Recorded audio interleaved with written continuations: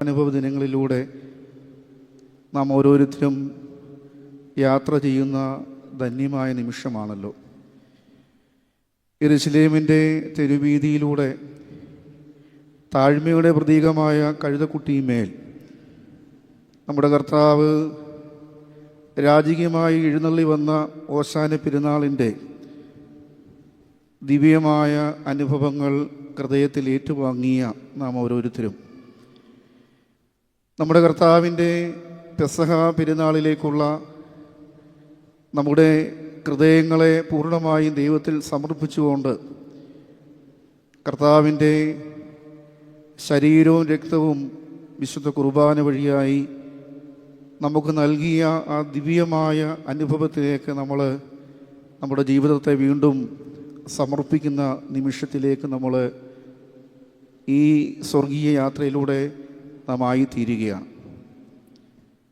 വലിയ വെള്ളിയാഴ്ച ദിനം പാപമില്ലാത്ത യേശു തമ്പുരാൻ പാപികളായ നമുക്ക് വേണ്ടിയും ഈ ലോകത്തിന് വേണ്ടിയും തൻ്റെ മേൽ അതിശക്തമായ പീഡനങ്ങളും ക്രൂരതകളുമൊക്കെ ഏറ്റുവാങ്ങി ഈ ലോകത്തെ രക്ഷിപ്പാൻ തക്കവണ്ണം പാപമില്ലാത്ത ക്രിസ്തു കാൽവരി യാഗമായി തീർന്ന ആ ധന്യമായ നിമിഷം ഏതൊരു ക്രൈസ്തവൻ്റെയും ജീവിതത്തിലെ വളരെ നിർണായകമായ ദിവസമാണെന്ന് നമുക്ക് ഏവർക്കും അറിയാം. അങ്ങനെ ക്രൂശിൽ തറയ്ക്കപ്പെട്ട് കബറടക്കപ്പെടുന്ന ക്രിസ്തു ദുഃഖശനിയാഴ്ച നാം കാണുന്നുണ്ട് പാതാളത്തിലേക്ക് സുവിശേഷം അറിയിച്ചുകൊണ്ട് സകല വാങ്ങിപ്പോയരുടെയും സാന്നിധ്യത്തിലേക്ക് ക്രിസ്തു ചേർക്കപ്പെടുന്നത് നമ്മൾ കാണുകയാണ്.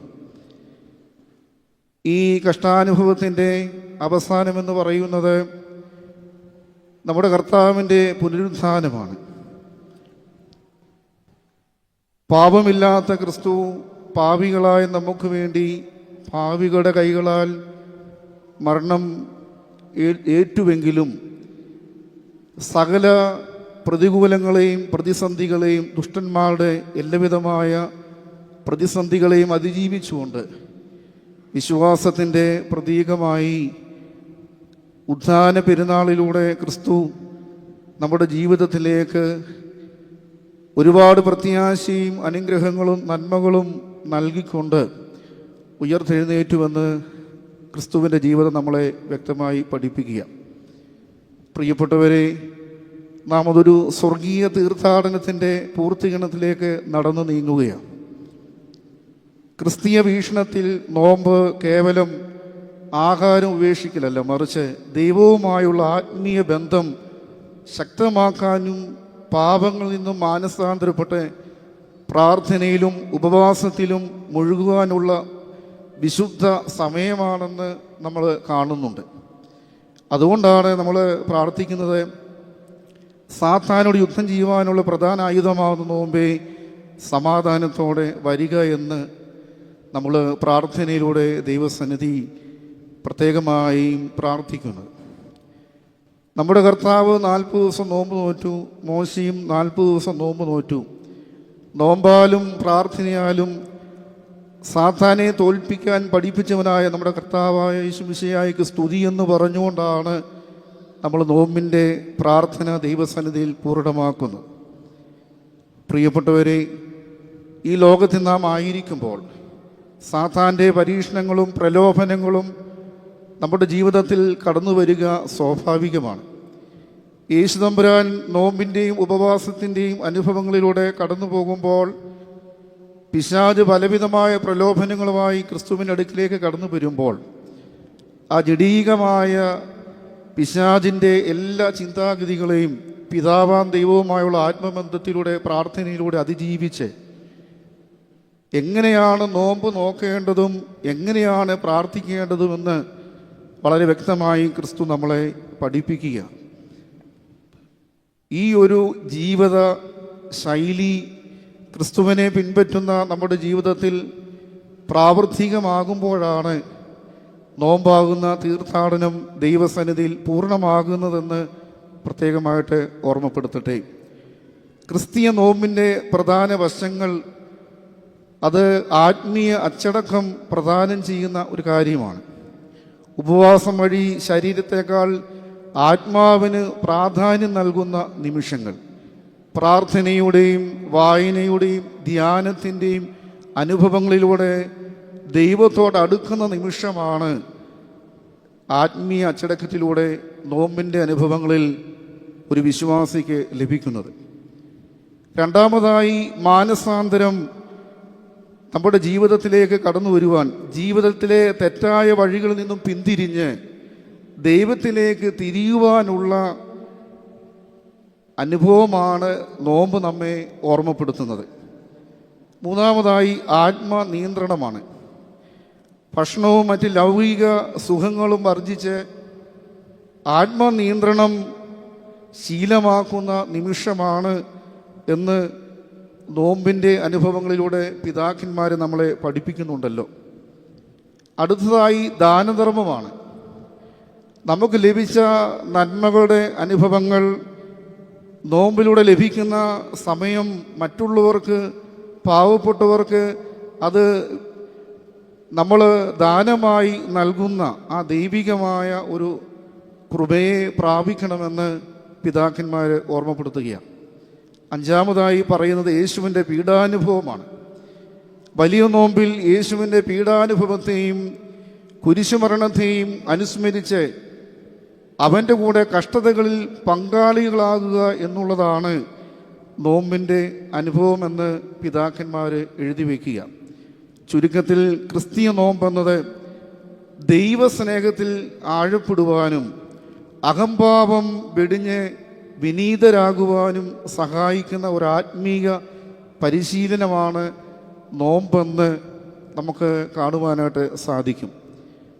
സ്വർണ്ണനാവുകാരനായ മാർ ഈവാനിയോസ് ഇപ്രകാരം നോമ്പിനെ പറ്റി പറയുന്നുണ്ട്: കൈകൾ ഉപവസിക്കട്ടെ അത്യാഗ്രഹമില്ലാതെ, കാലുകൾ ഉപവസിക്കട്ടെ പാപത്തിൻ്റെ പിന്നാലെ ഓടാതെ, കണ്ണുകൾ ഉപവസിക്കട്ടെ പാപകരമായ കാര്യങ്ങൾ കാണാതിരിക്കാൻ, കാതുകൾ ഉപവസിക്കട്ടെ ദുഷിച്ച സംസാരവും പിറുപിറുപ്പും കേൾക്കാതെ, വായ ഉപവസിക്കട്ടെ മോശമായ വാക്കുകളിൽ നിന്നും അന്യായമായ വിമർശനങ്ങളിൽ നിന്നും വായെ ഉപവസിക്കട്ടെ എന്നും ആ പിതാവ് നോമ്പിനെ പറ്റി പ്രതിപാദിക്കുമ്പോൾ, പ്രിയപ്പെട്ടവരെ, ഈ സന്ധ്യാസമയം വിശുദ്ധ ദേവാലയത്തിൻ്റെ വിശുദ്ധി നാം ആയിരിക്കുമ്പോൾ, ഈ നോമ്പിൻ്റെ പ്രാരംഭം മുതൽ ഈ നിമിഷം വരെയും നമ്മുടെ ജീവിതത്തിൽ ഈ നോമ്പ് ശരിയായ രീതിയിൽ നോക്കുവാനും നമ്മുടെ ചിന്തകളെയും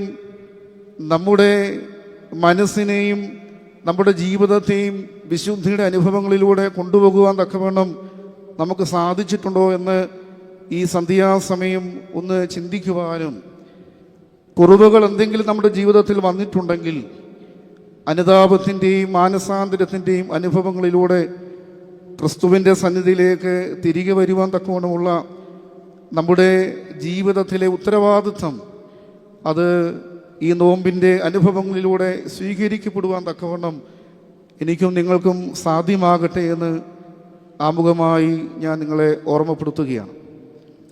അല്പസമയം ധ്യാനത്തിനായി തിരഞ്ഞെടുത്തിരിക്കുന്ന വേദഭാഗം വിശുദ്ധനായ മത്തായി ശ്ലീഹായുടെ സുവിശേഷം 26-ാം അധ്യായം 20, 21, 22 വേദഭാഗങ്ങളാണ്.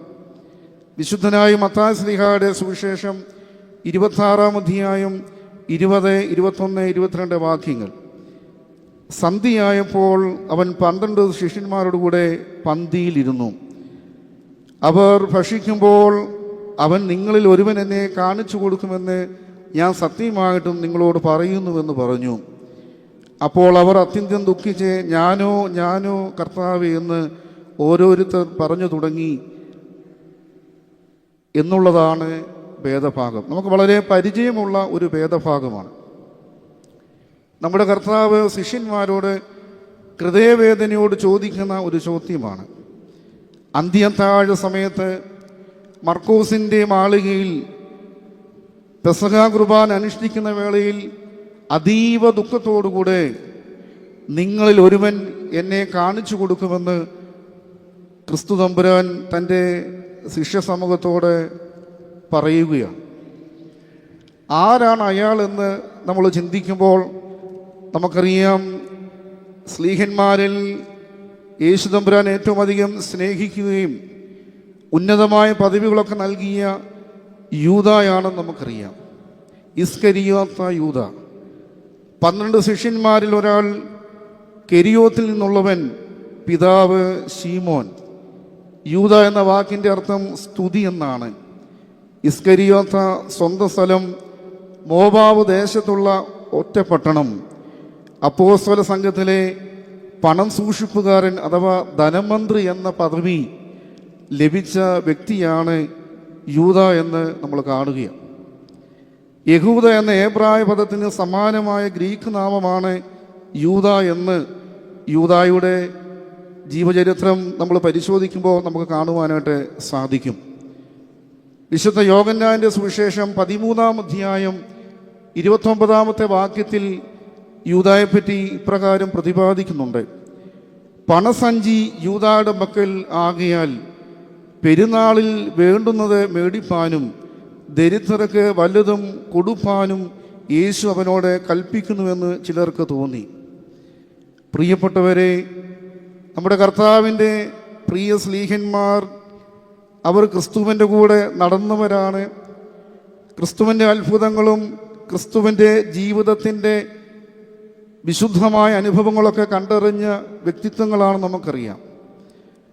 അങ്ങനെയുള്ള ക്രിസ്തു തൻ്റെ ജീവിതത്തിലെ തൻ്റെ കൂടെ ഉണ്ടാകുന്ന ശിഷ്യ സമൂഹങ്ങളിൽ ഒരുവനെ ഒരു വലിയ പദവി, നിയോഗം, കാര്യവിചാരകത്വം ഏൽപ്പിക്കുന്നു. യൂദായുടെ ജീവിതം അതാണല്ലോ നമ്മളെ പഠിപ്പിക്കുന്നത്.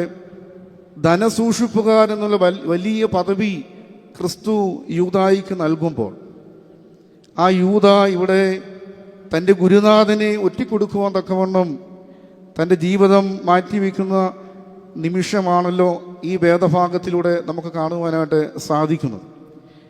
യേശു തമ്പുരാൻ തൻ്റെ ശിഷ്യന്മാരെ വിളിക്കുമ്പോൾ 3 കാര്യങ്ങൾ യേശുവിൻ്റെ മനസ്സിലുണ്ടായിരുന്നു എന്നുള്ളതാണ്. ഒന്ന്, അവർ യേശുവിൻ്റെ കൂടെ ഉണ്ടാകണമെന്നുള്ള ചിന്ത. യേശുവിൻ്റെ കൂടെ എപ്പോഴും ഏത് കാര്യത്തിലും തൻ്റെ സ്ലീഹന്മാർ തൻ്റെ കൂടെ ഉണ്ടാകണമെന്നുള്ള ആ വലിയ ആഗ്രഹം ക്രിസ്തുവിൽ ഉണ്ടായിരുന്നുവെന്ന് നമുക്ക് കാണുവാനായിട്ട് സാധിക്കും. രണ്ടാമതായി, യേശുവിനെക്കുറിച്ച് സ്ലീഹന്മാർ മറ്റുള്ളവരിൽ പറയണമെന്നുള്ള ആഗ്രഹം ക്രിസ്തുവിനുണ്ടായിരുന്നുവെന്ന് കാണുവാനായിട്ട് സാധിക്കുക. മൂന്നാമതായി, അത്ഭുതങ്ങളാലും അടയാളങ്ങളാലും സകലരെയും രക്ഷിക്കണമെന്നുള്ള ചിന്ത. യേശു തമ്പുരാൻ തൻ്റെ ശുശ്രൂഷകളിലൂടെ അനേകർക്ക് സൗഖ്യവും അനുഗ്രഹങ്ങളും നന്മകളും നൽകുമ്പോൾ ക്രിസ്തുവിൻ്റെ കൂടെ നടക്കുന്ന സ്ലീഹന്മാർക്കും ക്രിസ്തുവിലൂടെ ലഭിക്കുന്ന ദൈവാനുഗ്രഹങ്ങൾ മറ്റുള്ളവർക്ക് പകർന്നു കൊടുക്കുന്ന ആ ദിവ്യമായ അനുഗ്രഹങ്ങൾ തൻ്റെ സ്ലീഹന്മാർക്കും ഉണ്ടാകണമെന്നുള്ള ക്രിസ്തുവിൻ്റെ ആഗ്രഹം ഇവിടെ നമ്മൾ കാണുകയാണ്. നമുക്കറിയാം, യേശു തമ്പുരാൻ 12 ശിഷ്യന്മാരെ തിരഞ്ഞെടുത്തപ്പോൾ ഒരു രാത്രി മുഴുവനും പിതാവിനോട് പ്രാർത്ഥിച്ചാണ് സ്ലീഹാ സമൂഹത്തെ തൻ്റെ ശുശ്രൂഷകരായി തിരഞ്ഞെടുക്കുന്നത്. ഇവിടെ യൂദായും അങ്ങനെ തിരഞ്ഞെടുക്കപ്പെട്ട ഒരു വ്യക്തിയാണ്. ആ വ്യക്തിയിലാണ് പിശാച് കടന്നുകൂടുന്നത്. ആ വ്യക്തിയിലാണ് തൻ്റെ പ്രിയപ്പെട്ട ഗുരുനാഥനെ ഒറ്റിക്കൊടുക്കുവാൻ തക്കവണ്ണമുള്ള താല്പര്യം സാത്താൻ കൊണ്ടെത്തിക്കുന്നതെന്ന് യൂദായുടെ ജീവിതം നമ്മളെ വ്യക്തമായി പഠിപ്പിക്കുക. ആരെയാണ് യൂദ ഒറ്റിക്കൊടുക്കുന്നതെന്ന് നമ്മൾ ചിന്തിക്കുമ്പോൾ വിശുദ്ധ വേദപുസ്തകം അത് വ്യക്തമായി നമ്മളെ പഠിപ്പിക്കുന്നുണ്ട്. ലോകത്തെ രക്ഷിപ്പാൻ ഇറങ്ങി വന്ന യേശുവിനെ യൂദ ഇവിടെ ഒറ്റിക്കൊടുക്കുകയാണ്. ആദ്യ മാതാപിതാക്കൾ ഏദൻ തോട്ടത്തിൻ്റെ സ്വർഗീയമായ അനുഭവം നഷ്ടമാക്കിയപ്പോൾ പിതാവാം ദൈവം തൻ്റെ ഏകജാതനായ ക്രിസ്തുവിനെ ഈ ലോകത്തിലേക്ക് അയക്കുകയാണ്. ഈ ലോകത്തിൻ്റെ പാപത്തെ നീക്കുവാനും അനേകരെ ദൈവിക മാർഗത്തിൽ വഴി നടത്തുവാനും തൻ്റെ പുത്രനെ ഈ ലോകത്തിലേക്ക് പിതാവാം ദൈവം തമ്പുരാൻ അയക്കുന്നുവെന്ന് വേദപുസ്തകം നമ്മളെ ഓർമ്മപ്പെടുത്തുന്നുണ്ടല്ലോ. വീണ്ടും ക്രിസ്തുവിൻ്റെ ജീവിതത്തെ പറ്റി നമ്മൾ ചിന്തിക്കുമ്പോൾ ദൈവത്തോടുള്ള സമത്വം മുറുകെ പിടിക്കാതെ അവരെ രക്ഷിപ്പാൻ വന്ന യേശുവിനെ ഇവിടെ യൂദ ഒറ്റിക്കൊടുക്കുകയാണ്. ഫിലിപ്പിയ ലേഖനം 2-ാം അധ്യായം 6, 7, 8 വാക്യങ്ങളിൽ നമ്മളത് കാണുന്നുണ്ട്. അവൻ ദൈവരൂപത്തിൽ ഇരിക്കെ ദൈവത്തോടുള്ള സമത്വം മുറുകെ പിടിച്ചു കൊള്ളണമെന്ന് വിചാരിക്കാതെ ദാസരൂപം എടുത്ത് മനുഷ്യ സാദൃശ്യത്തിലായി തന്നെത്താൻ ഒഴിച്ച വേഷത്തിൽ മനുഷ്യനായി വിളങ്ങി തന്നെത്താൻ താഴ്ത്തി മരണത്തോളം, ക്രൂശിലെ മരണത്തോളം തന്നെ അനുസരണമുള്ളവരായി തീർന്നുവെന്ന് കാണുകയാണ്. ദൈവത്വം മാത്രം മുറുകെ പിടിക്കാതെ മനുഷ്യൻ്റെ ഇടയിലേക്ക് ഇറങ്ങി പ്രവർത്തിക്കണമെങ്കിൽ മനുഷ്യത്വം കൂടെയും ഉണ്ടെങ്കിൽ മാത്രമേ മനുഷ്യൻ്റെ കൂടെ പ്രവർത്തിക്കുവാനും അവരെ ദൈവികമായ മാർഗത്തിൽ വഴി നടത്തുവാനും സാധിക്കുകയുള്ളൂ എന്ന് മനസ്സിലാക്കി ദൈവത്വവും മനുഷ്യത്വവും ക്രിസ്തുവിൽ ഒരുപോലെ കടന്നു വരുന്നുവെന്ന് നമ്മൾ കാണുകയാണ്. അങ്ങനെയുള്ള ദൈവത്തെയാണ് ഇവിടെ ഒറ്റിക്കൊടുക്കുന്നത്. മൂന്നാമതായി വചനം ഇങ്ങനെയാണ് പറയുന്നത്: നമ്മുടെ പാപനിമിത്തം നമ്മുടെ പാപജഡത്തിൻ്റെ സാദൃശ്യത്തിൽ മനുഷ്യനായി വന്ന യേശുവിനെ, റോമർക്ക് എഴുതിയ ലേഖനം 8-ാം അധ്യായം 3-ാം വാക്യം പറയുന്നു, ജഡത്താലുള്ള ബലഹീനത നിമിത്തം ന്യായപ്രമാണത്തിന് കഴിയാത്തതിനെ സാധിപ്പാൻ ദൈവം തൻ്റെ പുത്രനെ പാപജഡത്തിൻ്റെ സാദൃശ്യത്തിലും പാപനിമിത്തവും അയച്ചു, പാപത്തിന് ജഡത്തിൽ ശിക്ഷ വിധിച്ചുവെന്ന് വേദപുസ്തകം ഓർമ്മപ്പെടുത്തുകയാണ്. യേശു തമ്പുരാൻ ഈ ഭൂമിയിലേക്ക് മനുഷ്യത്വവും ദൈവത്വവും ചേർന്ന് കടന്നു വന്നെങ്കിലും ആ ദൈവത്വം നഷ്ടപ്പെടാതെ ജഡീകമായ ലോകത്തിൻ്റെ ജഡീകമായ എല്ലാ അവസ്ഥകളെയും പിതാവാം ദൈവവുമായുള്ള ആത്മബന്ധത്തിലൂടെ അതിജീവിച്ചാണ് ക്രിസ്തു പൈശാചികൻ്റെ പ്രലോഭനങ്ങളെയും ഈ ലോകത്തിൻ്റെ തിന്മകളെയൊക്കെ അതിജീവിക്കുന്നതെന്ന് വേദം നമ്മളെ വളരെ വ്യക്തമായി പഠിപ്പിക്കുന്നുണ്ടല്ലോ. നാലാമതായി, സ്വന്തം ശരീരത്തിൽ നമ്മുടെ പാപത്തിൻ്റെ ശിക്ഷ ഏൽക്കാൻ വന്ന ദൈവപുത്രനെ, യെശയ്യാ പ്രവാചകന്റെ പുസ്തകം 53-ാം അധ്യായം 5-ാം വാക്യം പറയുന്നു, എന്നാൽ അവൻ നമ്മുടെ അകൃത്യങ്ങൾ നിമിത്തം മുറിവേറ്റും നമ്മുടെ അകൃത്യങ്ങൾ നിമിത്തം തകർന്നു വീരിക്കുന്നു, നമ്മുടെ സമാധാനത്തിനായുള്ള ശിക്ഷ അവൻ്റെ മേലായി, അവൻ്റെ അടിപ്പിണരുകളാൽ നമുക്ക് സൗഖ്യം വന്നിരിക്കുന്നു. എത്ര ശ്രേഷ്ഠമായ ഒരു അനുഭവമാണ് ക്രിസ്തുവിൻ്റെ ജീവിതത്തിലൂടെ നമുക്ക് കാണുവാനായിട്ട് സാധിക്കുന്നത്. ഈ ലോകത്തിൻ്റെ യാതൊരുവിധമായ കളങ്കവും തൻ്റെ ശരീരത്തിലോ മനസ്സിലോ ചിന്തകളിലോ കടന്നുകൂടാതെ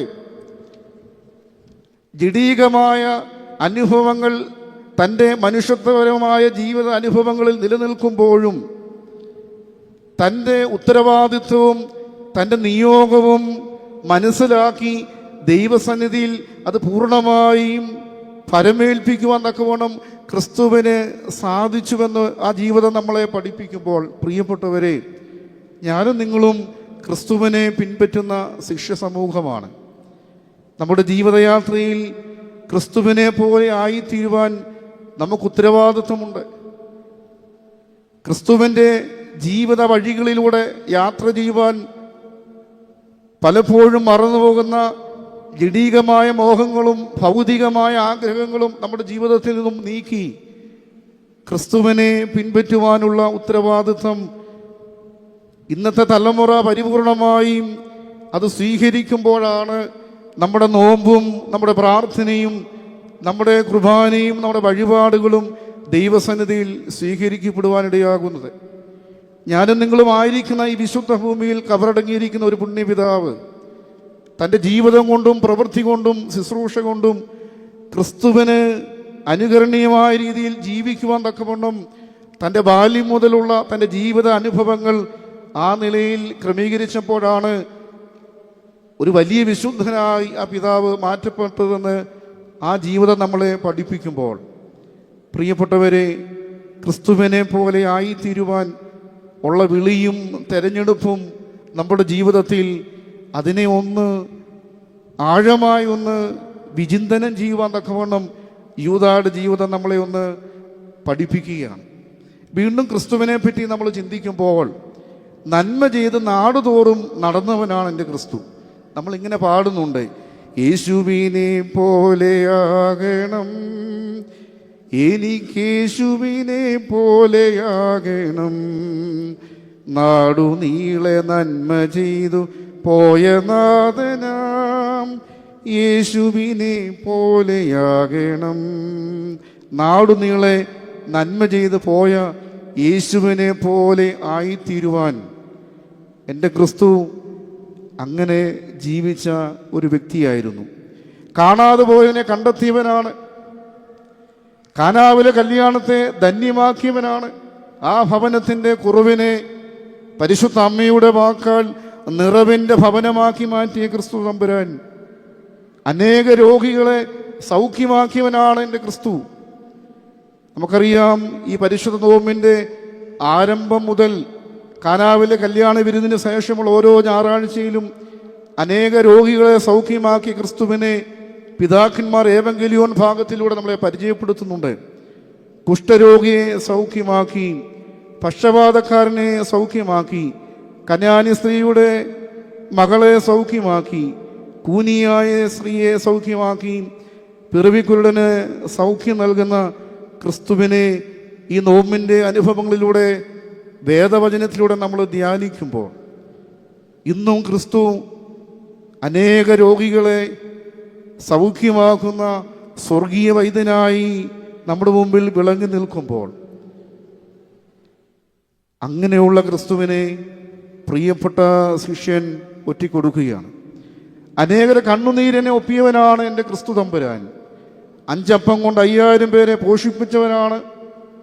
പാവനിയായ സ്ത്രീയെ വിശുദ്ധിയാക്കിയവനാണ് നമ്മുടെ യേശു തമ്പുരാൻ. കൂടാതെ തൻ്റെ ശരീരവും രക്തവും വിശുദ്ധ കുർബാന വഴിയായി പാപികളായ നമുക്ക് ഓരോ കുർബാനയിലൂടെയും ദാനമായി നൽകിയവനാണ് എൻ്റെ ക്രിസ്തു തമ്പുരാൻ. ആ ക്രിസ്തു തമ്പുരാനെ ആഴമായി ഒന്ന് അടുത്തറിയുവാൻ യൂദായിക്ക് സാധിച്ചില്ല എന്നുള്ളതാണ്. നമ്മുടെ ജീവിതയാത്രയിലും ക്രിസ്തുവിനെ മറന്നു പോകുന്ന എന്തെങ്കിലും ജീവിതാനുഭവങ്ങൾ കടന്നു വരുന്നുണ്ടെങ്കിൽ അതിനെ കണ്ടെത്തുവാൻ തക്കവണ്ണം ഈ ധ്യാനവും നമ്മുടെ ജീവിതവും മുഖാന്തരമാകണം. വീണ്ടും ക്രിസ്തുവിനെ പറ്റി നമ്മൾ ചിന്തിക്കുമ്പോൾ 3 വർഷമായി കൂട്ടിക്കൊണ്ട് നടന്നവനായ പ്രിയ ശിഷ്യന്മാർ ഒരുവനാണ് ഇവിടെ കാണിച്ചു കൊടുക്കുന്നത്. യേശുവിൻ്റെ കൂടെ നടന്ന് ശുശ്രൂഷ ചെയ്തവനാണ്. യേശുവിൻ്റെ വീര്യപ്രവൃത്തികൾ കണ്ടവനാണ്. യേശുവിനെ തൻ്റെ നാഥനും ഗുരുനാഥനുമായി കണ്ടവനെ അനുഗമിച്ചവനാണ്. സ്നേഹവാനായ ഗുരു ഹൃദയവേദനയോട് താൻ സ്നേഹിച്ച ശിഷ്യ സമൂഹത്തോട് ഈ ചോദ്യം ചോദിക്കുക. പ്രിയപ്പെട്ടവരെ, പൊതുജനങ്ങളിൽ ഒരുവനല്ല, മറിച്ചോ രക്തബന്ധമായി യേശു കണ്ട ശിഷ്യനാണ്, വിശ്വസ്തനായി കണ്ടവനാണ്, യേശു തെരഞ്ഞെടുത്തവനാണ്, യേശു പണമേൽപ്പിച്ച ധനസൂക്ഷിപ്പുകാരാണ്, കൂടെ ഇരുന്ന് ഭക്ഷണം കഴിച്ചവനാണ്, കൂടെ ഉറങ്ങിയവനാണ്, കൂടെ താമസിച്ചവനാണ്. യേശുവിൻ്റെ നന്മയും ദൈവകൃപയും തിരിച്ചറിഞ്ഞവനാണ്. അങ്ങനെയുള്ള ഒരാൾ ഇവിടെ പാപം ചെയ്യുകയാണ്. ഏറ്റവും മോശമായ അവസ്ഥ. പ്രിയരെ, യേശു തമ്പുരാൻ നമ്മെ നോക്കിയും ഇപ്രകാരം ചോദിക്കുമോ? വലിയ അനുഗ്രഹങ്ങൾ ആത്മീകമായ ജീവിതത്തിലും ഭൗതികമായ ജീവിതത്തിലും നൽകിക്കൊണ്ടിരിക്കുന്ന ക്രിസ്തു തമ്പുരാൻ നമ്മോടും ചോദിക്കുമോ ഈ ചോദ്യം? നിങ്ങളിൽ ഒരുവൻ എന്നെ ഒറ്റിക്കൊടുക്കുന്നുവെന്ന് സ്ലീഹന്മാരോട് ഹൃദയവേദനയോടുകൂടെ ക്രിസ്തു തമ്പുരാൻ ചോദിച്ചുവെങ്കിൽ, ആത്മീകമായ ജീവിതത്തിലും ഭൗതികമായ ജീവിതത്തിലും അനേക സൗഭാഗ്യങ്ങൾ നൽകി പാപികളായ നമ്മെ തൻ്റെ ഹൃദയത്തോട് ചേർത്ത് വയ്ക്കുന്ന യേശു തമ്പുരാൻ നമ്മോടും ചോദിക്കും. നല്ല ഉത്തരം ക്രിസ്തുവിന് നൽകുവാൻ നമുക്ക് സാധിക്കണം. പ്രിയപ്പെട്ടവരെ, ആത്മിക ജീവിതം എന്താണ്? പരിശുദ്ധാത്മാവിൻ്റെ പ്രവർത്തനത്താൽ യേശു ക്രിസ്തുവുമായുള്ള നിരന്തരമായ ബന്ധത്തിലൂടെ നയിക്കപ്പെടുന്ന ജീവിതമാണ് ക്രിസ്തീയ ആത്മീക ജീവിതം എന്ന് പറയുന്നത്. ക്രിസ്തുവുമായുള്ള നിരന്തര ബന്ധത്തിലൂടെ സൃഷ്ടിക്കപ്പെടുന്ന ജീവിതമാണ് ക്രിസ്തീയ ആത്മീക ജീവിതമെങ്കിൽ നമുക്ക് ദൈവവുമായുള്ള ബന്ധത്തിലൂടെ നമ്മുടെ ക്രിസ്തീയ ജീവിതം അത് സാക്ഷ്യത്തോടുകൂടെ സമർപ്പിക്കുവാൻ സാധിക്കുന്നുണ്ടോ? ഇത് സ്വന്തം കഴിവുകൊണ്ട് നേടുന്ന ഒരു അനുഭവമല്ല, മറിച്ച് ദൈവവചനത്തെ അനുസരിച്ചും പ്രാർത്ഥനയിലും ആത്മാവിനെ അനുസരിച്ച് ജീവിച്ച് ക്രിസ്തുവിനെ പോലെ ആയിത്തീരുന്ന പ്രക്രിയയാണ് ഈ ക്രിസ്തീയ ആത്മീക ജീവിതമെന്ന് പ്രത്യേകമായി നമ്മളൊന്ന് മനസ്സിലാക്കേണ്ടത് ആവശ്യമാണ്. ഗലാത്യ ലേഖനം 5-ാം അധ്യായം 16 മുതൽ 23 വരെയുള്ള വേദഭാഗങ്ങൾ നമ്മൾ പരിശോധിക്കുമ്പോൾ ഈ ക്രിസ്തീയ ആത്മീക ജീവിതത്തിൻ്റെ അനുഭവത്തെ നമുക്ക് കാണുവാനായിട്ട് സാധിക്കും. ആത്മാവിനെ അനുസരിച്ച് നടപ്പീൻ, എന്നാൽ നിങ്ങൾ ജഡത്തിൻ്റെ മോഹം നിവർത്തിക്കുകയില്ല എന്ന് ഞാൻ പറയുന്നു. ജഡാഭിലാഷം ആത്മാവിനും ആത്മാഭിലാഷം ജഡത്തിനും വിരോധമായിരിക്കുന്നു. നിങ്ങൾ ഇച്ഛിക്കുന്നത് ചെയ്യാതെ വണ്ണം അവ തമ്മിൽ പ്രതികൂലമല്ലോ. ആത്മാവിനെ അനുസരിച്ച് നടക്കുന്നുവെങ്കിൽ നിങ്ങൾ ന്യായപ്രമാണത്തിൽ കീഴിലുള്ളവരല്ല. ജഡത്തിൻ്റെ പ്രവൃത്തികളോ ദുർനടപ്പ്, അശുദ്ധി, ദുഷ്കാമം, വിഗ്രഹാരാധന, ആഭിചാരം, പക, പിണക്കം, ജാരശങ്ക, ക്രോധം, ശാഠ്യം, ദ്വന്ദ്വപക്ഷം, ഭിന്നത, അസൂയ, മദ്യപാനം, വെറിക്കുത്ത് മുതലായവ എന്ന് വെളിവാകുന്നു. ഈ വക പ്രവർത്തിക്കുന്നവർ ദൈവരാജ്യം അവകാശമാക്കുകയില്ല എന്ന് ഞാൻ മുമ്പേ പറഞ്ഞതുപോലെ ഇപ്പോഴും നിങ്ങളോട് മുൻകൂട്ടി പറയുന്നു. ആത്മാവിൻ്റെ ഫലമോ സ്നേഹം, സന്തോഷം, സമാധാനം, ദീർഘക്ഷമ, ദയ, പരോപകാരം, വിശ്വസ്തത, സൗമ്യത, ഇന്ദ്രിയജയം. ഈ വകയ്ക്ക് വിരോധമായി ഒരു ന്യായപ്രമാണവുമില്ല എന്ന് വേദപുസ്തകം നമ്മളെ ഓർമ്മപ്പെടുത്തുകയാണ്. പ്രിയപ്പെട്ടവരെ, നമ്മുടെ ആത്മീകമായ ജീവിതം ആത്മാവിൻ്റെ ഫലങ്ങൾക്കനുസരിച്ച് കൊണ്ടുപോകുവാൻ നമുക്ക് സാധിക്കുന്നുണ്ടോ? ക്രിസ്തീയ ആത്മീക ജീവിതത്തിൻ്റെ പ്രധാന വശങ്ങളെപ്പറ്റി നമ്മൾ ചിന്തിക്കുമ്പോൾ അത് പരിശുദ്ധാത്മാവിനെ അനുസരിക്കുന്ന ഒരു ജീവിതമാകണം. ഞാൻ എൻ്റെ കാര്യസ്ഥനായ പരിശുദ്ധാത്മാവിനെ നിങ്ങൾക്കായി നൽകുന്നുവെന്ന് ക്രിസ്തു ഓർമ്മപ്പെടുത്തുന്നുണ്ടല്ലോ. പരിശുദ്ധാത്മാവിനെ അനുസരിച്ച് നടക്കുന്ന ഒരു ജീവിതം എനിക്കും നിങ്ങൾക്കും ഉണ്ടാകണമെന്ന് ക്രിസ്തീയ ജീവിതം നമ്മളെ പഠിപ്പിക്കുകയാണ്. വീണ്ടും ദൈവവചന ധ്യാനത്തിൻ്റെ അനുഭവം ഒരു ക്രൈസ്തവൻ്റെ ജീവിതത്തിൽ ഉണ്ടാകണമെന്നുള്ളതാണ്. പ്രിയപ്പെട്ടവരെ, ദൈവവചനത്തെ ശിരസാ വഹിക്കുന്നവർക്ക് ദൈവാനുഗ്രഹങ്ങൾ ധാരാളം ലഭിക്കുന്നുവെന്ന് വേദപുസ്തകം നമ്മളെ പഠിപ്പിക്കുന്നില്ലേ? ഇതാ ഞാൻ കർത്താവിൻ്റെ ദാസി, നിന്റെ ഹിതം പോലെ എനിക്ക് ഭവിക്കട്ടെ എന്ന് പരിശുദ്ധ ദൈവമാതാവ് ദൈവസന്നിധിയിൽ വിനയപ്പെടുമ്പോഴാണ്, ആ വചനത്തെ സ്വീകരിക്കുമ്പോഴാണ് ലോകൈക രക്ഷകന് ജന്മം കൊടുക്കുവാൻ തക്കവണ്ണം ആ കന്യകയുടെ ഗർഭപാത്രം ഒരുക്കപ്പെടുന്നതെന്ന് വേദപുസ്തകം നമ്മളെ പഠിപ്പിക്കുക. വീണ്ടും പ്രാർത്ഥനയാലും ആരാധനയാലുമുള്ള ഒരു ജീവിതം ക്രിസ്തീയ ആത്മീക ജീവിതത്തിൻ്റെ പ്രധാനമായ ഒരു കാര്യമാണ്. നിരന്തരമായ പ്രാർത്ഥനയുടെ ഒരു അനുഭവം, പരിശുദ്ധ സഭയുടെ ഓർമ്മപ്പെടുത്തലും നിരന്തരമായ 7 യാമങ്ങളിൽ ദൈവസന്നിധിയിൽ കണ്ണുനീരോടുകൂടെ പ്രാർത്ഥിക്കുന്ന ഒരു ജീവിത ശൈലി ഒരു വിശ്വാസിയുടെ ജീവിതത്തിൽ ഉണ്ടാകണമെന്നുള്ളതാണ്. അതുപോലെ ആരാധനയിൽ സജീവമായി പങ്കെടുക്കുന്ന ഒരു ആത്മീയ നിഷ്ഠ ഒരു വിശ്വാസിയുടെ ജീവിതത്തിൽ ഉണ്ടാകണം. ഓരോ കുർബാനയിലും ഓരോ കൗദാശിക ജീവിത അനുഭവങ്ങളിലും കൂദാശകളിലും പങ്കാളികളാകുമ്പോൾ ദൈവത്തിൻ്റെ കൃപ ലഭിക്കുവാൻ തക്കവണ്ണം എനിക്കും നിങ്ങൾക്കും സാധ്യമാകുമ്പോൾ ക്രിസ്തീയ ആത്മീക ജീവിതത്തിൻ്റെ പ്രാർത്ഥനയുടെയും ആരാധനയുടെയും നിഷ്ഠ ഇന്നത്തെ തലമുറ ഭംഗിയായി നിർവഹിക്കണമെന്ന് ഇവിടെ ഓർമ്മപ്പെടുത്തട്ടെ. 4-മതായി പറയുന്നത് വിശ്വാസത്തിലുള്ള വളർച്ചയാണ്.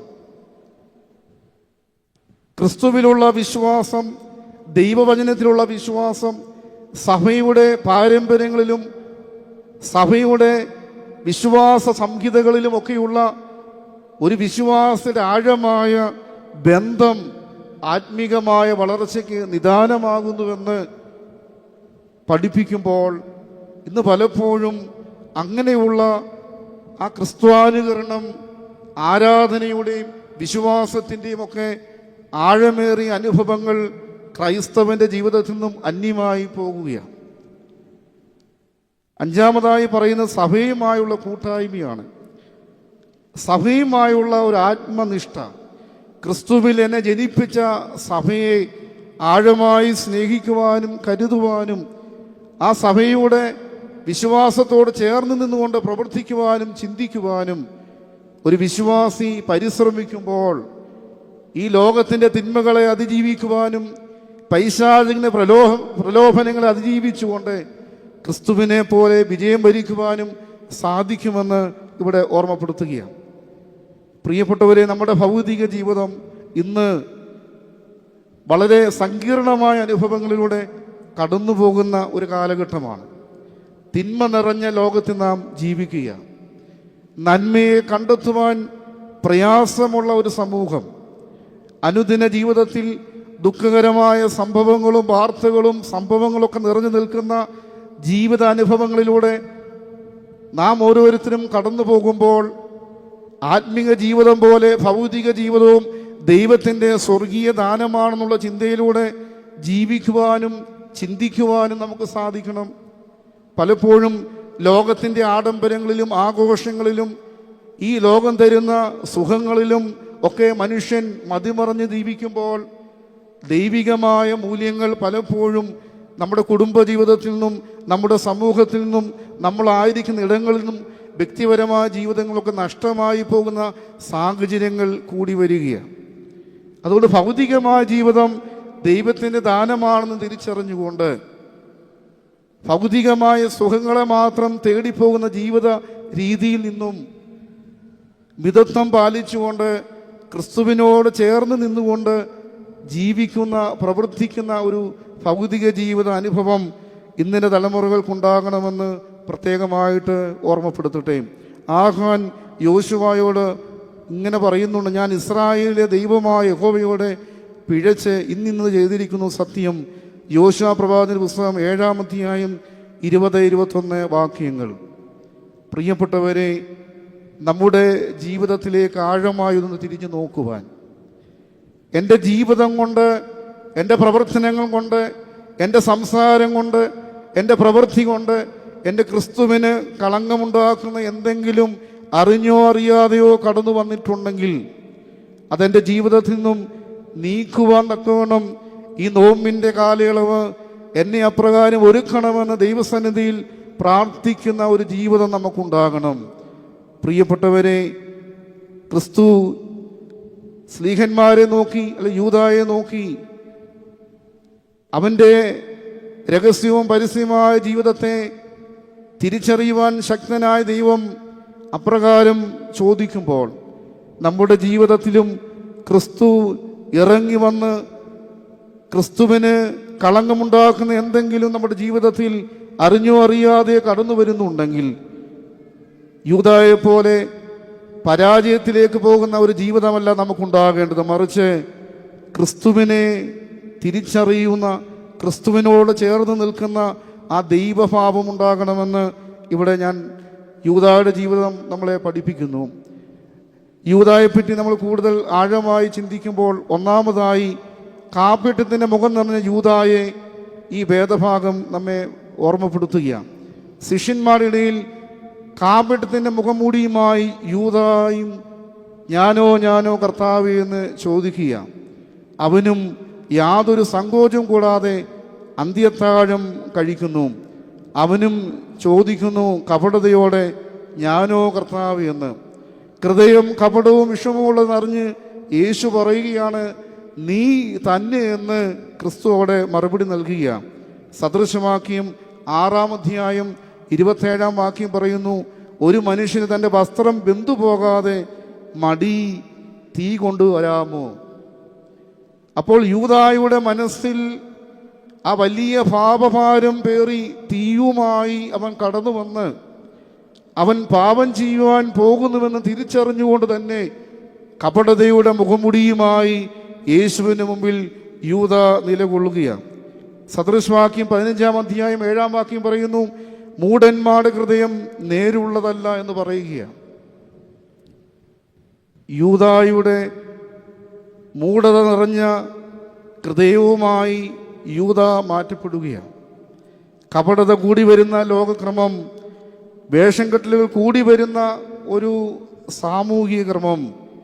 പ്രിയപ്പെട്ടവരെ, അനേക വേഷം കെട്ടലുകൾ, കാപട്യത്തിൻ്റെ അനുഭവങ്ങൾ നിറഞ്ഞ ഈ ലോകത്തിൽ യൂദായെ പോലെ ആയിത്തീരുന്ന നിമിഷങ്ങൾ നമ്മുടെ ജീവിതത്തിൽ വരുന്നുണ്ടോ എന്ന് ഈ സന്ധ്യാസമയം നമ്മളൊന്ന് നമ്മുടെ ഹൃദയത്തിലേക്ക് തന്നെ ഒന്ന് നോക്കേണ്ടത് ആവശ്യമാണ്. മനുഷ്യർ ജീവിതത്തിൻ്റെ നിലനിൽപ്പിനായി പല വേഷങ്ങൾ കെട്ടുന്നുവെന്ന് നമുക്കറിയാം. പലപ്പോഴും ആ വേഷങ്ങൾ അവരുടെ വ്യക്തിത്വത്തെ നശിപ്പിക്കുകയും ജീവിതത്തിൽ നിരാശപ്പെടേണ്ടി വരികയും ചെയ്യുമെന്നുള്ളതാണ് അതിൻ്റെ ആത്യന്തികമായ സത്യമെന്നുള്ള തിരിച്ചറിവ് പലപ്പോഴും പലർക്കും നഷ്ടമായി പോവുകയാണ്. കുരുടനായ കൂമൻ എന്ന പുസ്തകത്തിൽ എഴുത്തുകാരൻ ഇങ്ങനെ പറയുന്നുണ്ട്: ഓരോ മനുഷ്യരും മുഖമുടികൾ ധരിക്കുന്നുണ്ട്. ചിലർ ഓരോ വ്യക്തികളുമായി ഇടപഴകുമ്പോൾ മാറി മാറി മുഖമുടികൾ വയ്ക്കുന്നു. ചിലർ മാസത്തിലൊരിക്കൽ, ചിലർ വർഷത്തിലൊരിക്കൽ മുഖമുടികൾ മാറ്റുന്നു. ചിലരാകട്ടെ ജീവിതത്തിൽ ഒരു മുഖംമൂടി മാത്രം ധരിച്ചിരിക്കുന്നു. എഴുത്തുകാരൻ ഓർമ്മപ്പെടുത്തുകയാണ്, ഇതാ മുഖമുടി പിഞ്ഞിക്കീറുവാൻ പോകുകയാണ്, അവസാനം വന്നിരിക്കുന്നു, നിങ്ങളുടെ യഥാർത്ഥ മുഖം എല്ലാവരും കാണാൻ പോകുകയാണ് എന്നുള്ളത്. ഇത് വലിയ ചിന്തകൾ നമുക്ക് തരുന്നു എന്നുള്ളതാണ്. നമ്മുടെ യഥാർത്ഥ അവസ്ഥയിൽ നിന്നും കപടതയുടെ മുഖംമൂടിയുമായി നാം ജീവിക്കുന്നുവെങ്കിൽ ആ കപടതയുടെ മുഖംമൂടികൾക്ക് അധികം ഒന്നും ആയുസ്സില്ല എന്നുള്ള തിരിച്ചറിവ് ഈ ലോകം നമ്മളെ വ്യക്തമായി പഠിപ്പിക്കുന്നുണ്ട്. യൂദായുടെ ജീവിതവും അത് വ്യക്തമായി നമ്മളെ പഠിപ്പിക്കുന്നുണ്ട്. അതുകൊണ്ട് കാപട്യത്തിൻ്റെ മുഖംമൂടികളുമായി നമ്മൾ ജീവിക്കുന്നുവെങ്കിൽ രഹസ്യവും പരസ്യവുമായ ജീവിതത്തെ തൊട്ടറിയുവാൻ കഴിവുള്ളവനായ ദൈവം എന്നെ തിരിച്ചറിയുന്നു എന്നുള്ള വിശ്വാസത്തോടുകൂടെ ദൈവസന്നിധിയിൽ നമുക്കായിരിക്കാൻ സാധിക്കണമെന്നുള്ളതാണ്. അതുകൊണ്ട് കപടതയുടെ അനുഭവങ്ങൾ ജീവിതത്തിൽ നിന്നും മാറ്റുവാൻ സമയമായിരിക്കുന്നു. വേഷം കെട്ടുമ്പോൾ നമ്മുടെ യഥാർത്ഥ വേഷം തീർത്തും ആളാൻ പറ്റാതെ അഴിഞ്ഞു വീഴുമ്പോൾ ജീവിതത്തിൻ്റെ അർത്ഥം തന്നെ ഇല്ലാതെ പോകുന്നു. പ്രിയപ്പെട്ടവരെ, ഉള്ളതിനെ ഭംഗിയായി കൊണ്ടുപോകുവാൻ നമുക്ക് അമിതമായി ഒന്നും വേണ്ട. എൻ്റെ ദൈവം തന്നിരിക്കുന്ന കഴിവും പ്രാപ്തിയും എൻ്റെ ദൈവം തന്നിരിക്കുന്ന സാഹചര്യങ്ങളും ഒക്കെ അത് ഭംഗിയായി കൊണ്ടുപോകുന്ന ഒരു ശിഷ്യ സമൂഹമായി മാത്രം നമ്മളായാൽ മതി. അതിനപ്പുറമായുള്ളതിനെ നമ്മൾ തേടിപ്പോകുമ്പോൾ, അതിനപ്പുറമായ ചിന്തകളുമായി നാം യാത്ര ചെയ്യുമ്പോൾ ആ യാത്രകൾ പലപ്പോഴും നമ്മെ ആപത്തുകളിലേക്ക് കൊണ്ടുപോകുമെന്നുള്ളതാണ്. സ്വർണ്ണനാവൻ ഈവാനിയോസ് പിതാവിൻ്റെ നോമ്പിനെ പറ്റിയുള്ള ചിന്തകൾ നമ്മൾ കണ്ടല്ലോ. അവിടെ വായെപ്പറ്റിയും നാവിനെ പറ്റിയും ഒക്കെ അവിടെ ആ പിതാവ് ഓർമ്മപ്പെടുത്തുന്നത് അതിനെ നമ്മൾ ശരിയായ രീതിയിൽ വിനിയോഗിക്കാതെ ജീവിക്കുമ്പോൾ അവിടെ ഉണ്ടാകുന്ന പരാജയങ്ങളെപ്പറ്റി ആ പിതാവ് നോമ്പിൻ്റെ അനുഭവങ്ങളിലൂടെ നമ്മെ ഓർമ്മപ്പെടുത്തുമ്പോൾ കപടതയുടെ കാപട്യത്തിൻ്റെ അനുഭവങ്ങൾ ജീവിതത്തിൽ നിന്നും മാറ്റുവാൻ നമുക്ക് സാധിക്കണം. ഇവിടെ കാപട്യത്തിൻ്റെ മുഖം നിറഞ്ഞ യൂദായെ ഈ വേദഭാഗം നമ്മളെ പഠിപ്പിക്കുക. മഹാത്മാഗാന്ധി പറയുന്നുണ്ട്, ക്രിസ്തുവിനെ ഞാൻ ഇഷ്ടപ്പെടുന്നു, ക്രിസ്ത്യാനി ഞാൻ വെറുക്കുന്നുവെന്ന്.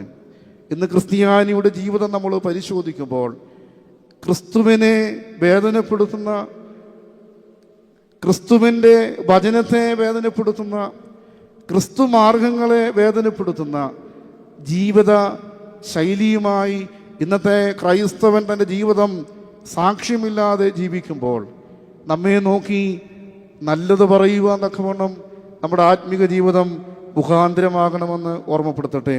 രണ്ടാമതായി യൂദായുടെ ജീവിതം നമ്മളെ പഠിപ്പിക്കുന്നത് മാനസാന്തരത്തിൻ്റെ അവസരം നശിപ്പിച്ച യൂദായാണ് ഇവിടെ കാണുന്നത്.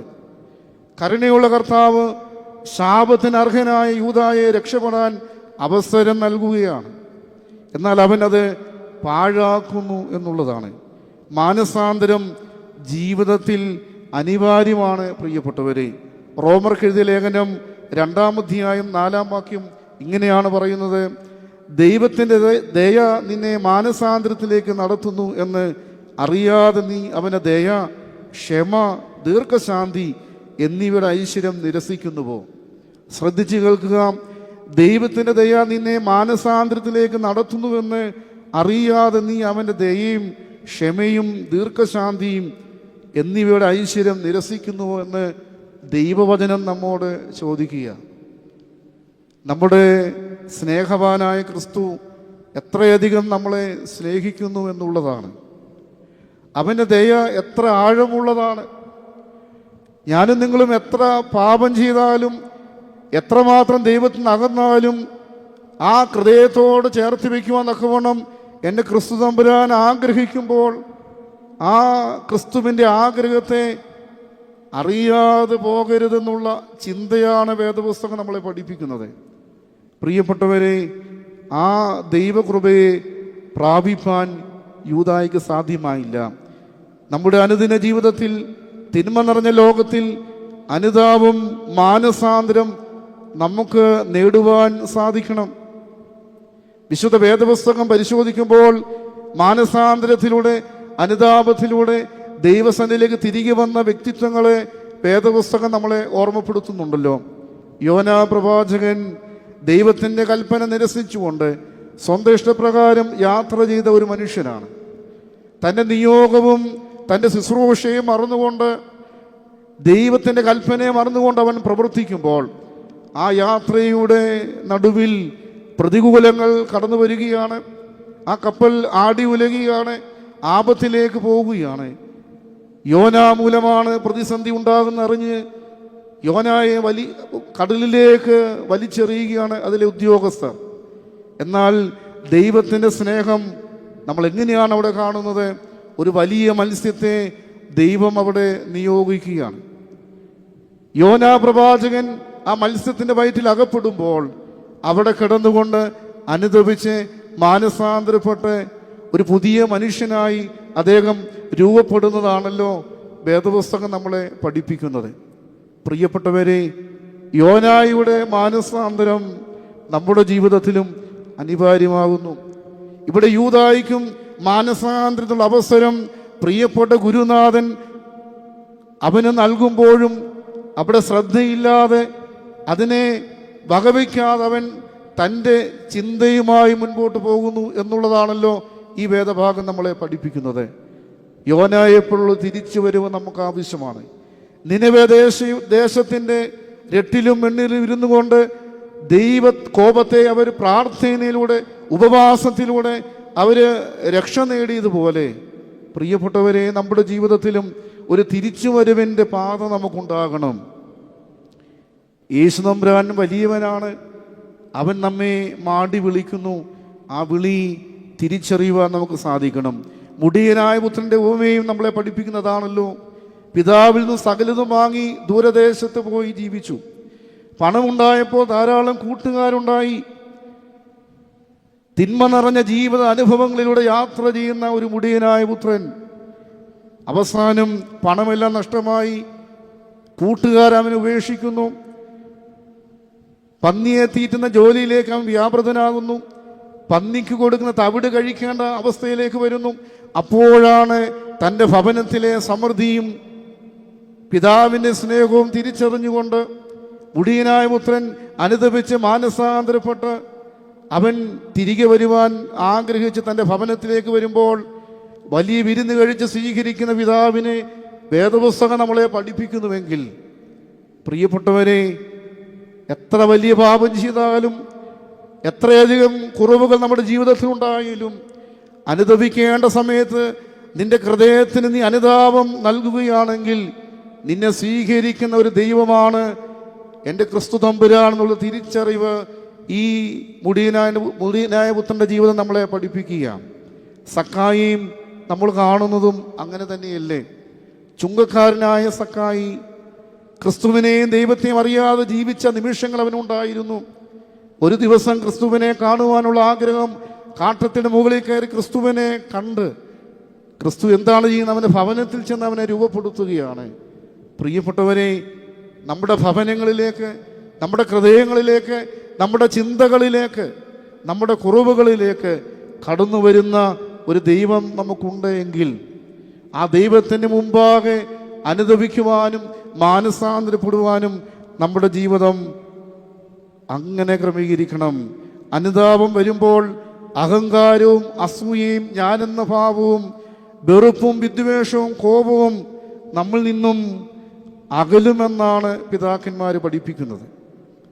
അപ്പോൾ അനുതാപമുള്ള ഒരു ഹൃദയം നമ്മുടെ ജീവിതത്തിൽ ഉണ്ടാകണം. ഇങ്ങനെ ഒരു ചിന്തയുണ്ട്, mind management is the essence of life management. ജീവിതം കൈകാര്യം ചെയ്യുന്നതിൻ്റെ അടിസ്ഥാന ഘടകം മനസ്സിൻ്റെ കൈകാര്യം ചെയ്യലാണ്. പ്രിയപ്പെട്ടവരെ, എൻ്റെ നിങ്ങളുടെ മനസ്സിനെ ഭംഗിയായി കൈകാര്യം ചെയ്താൽ നമ്മുടെ ജീവിതത്തെ ഭംഗിയായി മുൻപോട്ട് കൊണ്ടുപോകുവാൻ നമുക്ക് സാധിക്കുമെന്നുള്ളതാണ്. ഇന്ന് പലപ്പോഴും നമ്മുടെ മനസ്സുകൾ വികലമാവുകയാണ്, നമ്മുടെ യാത്രകൾ വികലമാവുകയാണ്. നമ്മുടെ ചിന്തകൾ വികലമാകുമ്പോൾ നമ്മുടെ ജീവിതം അത് ഭംഗിയായി കൈകാര്യം ചെയ്യുവാൻ നമുക്ക് സാധ്യമാകാതെ വരുന്നു. യൂദായുടെ മനസ്സ് വികലമാക്കപ്പെടുകയാണ്. അതുകൊണ്ട് അവൻ്റെ ജീവിതം നാശത്തിലേക്ക് അവൻ തന്നെ കൊണ്ടെത്തിക്കുകയാണ്. അതുകൊണ്ട് നമ്മുടെ ജീവിതം ശ്രദ്ധയോടുകൂടെ ദൈവസന്നിധിയിൽ ആയിരിക്കാൻ ഇടയാകണം. മർക്കോസിൻ്റെ അമ്മയായ മറിയയുടെ ഭവനത്തിൽ വെച്ച് യേശുവിനും ശിഷ്യന്മാർക്കും പെസഹ കഴിപ്പാൻ വേണ്ട ഒരുക്കങ്ങൾ ചെയ്തുവെന്നാണല്ലോ ഈ വേദഭാഗം നമ്മളെ ഓർമ്മപ്പെടുത്തുന്നത്. അന്ത്യത്താഴത്തിൽ, പ്രത്യേകിച്ച് ലൂക്കോസിൻ്റെ സുവിശേഷം 22-ാം അധ്യായം 15-ാം വാക്യം പറയുന്നു, അവൻ അവരോട്, ഞാൻ കഷ്ടമനുഭവിക്കും മുമ്പേ ഈ പെസഹ നിങ്ങളോടുകൂടെ കഴിപ്പാൻ വാഞ്ചിയോട് ആഗ്രഹിച്ചുവെന്ന് വേദഭാഗം ഓർമ്മപ്പെടുത്തുകയാണ്. യേശുവിൻ്റെ അടുത്തിരുന്ന യൂദ യേശുവിൻ്റെ പാത്രത്തിൽ നിന്ന് അപ്പം മുക്കി ഭക്ഷിച്ചു. തൻ്റെ പാത്രത്തിൽ നിന്നും അപ്പം ഹണ്ണം മുക്കി ഭക്ഷിക്കുന്നവനാണെന്ന് പറഞ്ഞപ്പോഴും മറ്റുള്ളവരുടെ മുമ്പിൽ മാന്യത നടിച്ച് യൂദ പറയുന്നു, ഞാനോ റബ്ബി എന്ന്. യേശു വ്യക്തമായി മറുപടി പറയുകയാണ്, നീ തന്നെ. ആ മനുഷ്യൻ ജനിക്കാതിരുന്നാൽ കൊള്ളാമായിരുന്നുവെന്നും യേശു തമ്പുരാൻ പറയുന്നുണ്ട്. യൂദായിക്ക് മാനസാന്തരത്തിനുള്ള അവസരം ക്രിസ്തു തമ്പുരാൻ അവിടെ നൽകുകയാണ്. ദ്രവ്യാഗ്രഹവും സ്ഥാനമാനവും അവനെ മാനസാന്തരത്തിലേക്ക് നയിച്ചില്ല എന്നുള്ളതാണ്. പ്രിയപ്പെട്ടവരെ, യൂദായെ പോലെ ദ്രവ്യാഗ്രഹവും സ്ഥാനമാനങ്ങളുടെ പുറകെയുള്ള നമ്മുടെ യാത്രകളും നമ്മുടെ ജീവിതത്തിൽ അറിഞ്ഞോ അറിയാതെയോ കടന്നു വരുന്നുണ്ടെങ്കിൽ, അത് കുടുംബജീവിതത്തിൻ്റെ അനുഭവങ്ങളിലാകട്ടെ, നമ്മുടെ ജോലി സ്ഥലങ്ങളിലാകട്ടെ, നമ്മളായിരിക്കുന്ന ഇടങ്ങളിലാകട്ടെ, ദിവ്യാഗ്രഹത്തിൻ്റെയും സ്ഥാനമാനങ്ങളുടെയും ആഗ്രഹങ്ങൾ നമ്മുടെ ജീവിതത്തിൽ അറിയാതെ കടന്നു വരുന്നുണ്ടെങ്കിൽ അത് നാശത്തിലേക്കാണ് നമ്മളെ കൊണ്ടുപോകുന്നെന്നുള്ള ചിന്ത നമ്മളിൽ ഉണ്ടാകണം. വീണ്ടും യേശു പറയുകയാണ്, നീ ചെയ്യുന്നത് വേഗത്തിൽ ചെയ്യുക എന്ന് പറയുകയാണ്. യോഹന്നാന്റെ സുവിശേഷം 13-ാം അധ്യായം 27-ാം വാക്യം പറയുന്നു, കണ്ണം വാങ്ങിയ ഉടനെ സാത്താൻ അവനിൽ കടന്നു. യേശു അവനോട്, നീ ചെയ്യുന്നത് വേഗത്തിൽ ചെയ്യുക എന്ന് പറഞ്ഞു. യേശു യൂദായെക്കുറിച്ച് പറയുന്ന 2 വാക്കുകൾ വളരെ ശ്രദ്ധേയമാണ്. ഒന്ന്, യൂദ ഒരു പിശാചാണെന്ന് ക്രിസ്തു പറയുകയാണ്.